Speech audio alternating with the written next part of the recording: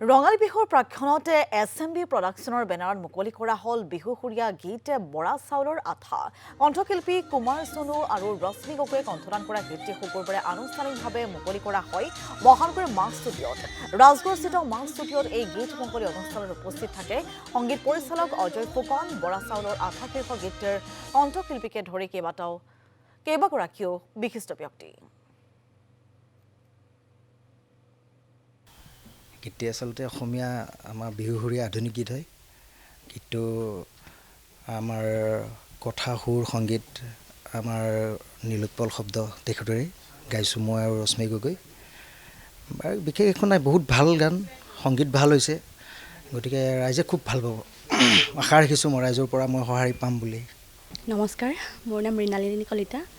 মই এইবাৰ first time অভিনয় কৰিছোঁ। অভিজ্ঞতাটো ভালেই, অভিনয় কৰি ভালেই লাগিছে, যদিও ভয় আছিল এটা, সেয়াই আৰু সেইখিনি।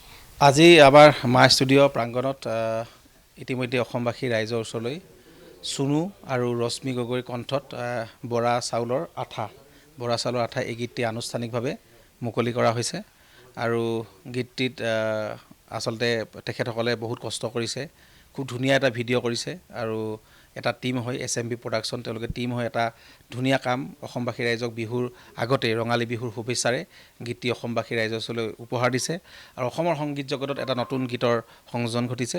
মই সকলোলৈ অভিনন্দন আৰু শুভেচ্ছা জ্ঞাপন কৰিছোঁ আৰু আশা কৰিছোঁ অসমবাসী ৰাইজে বৰা চাউলৰ যিটো আঠা গীত সোণুৰ কণ্ঠত এই গীতটি খুব আদৰি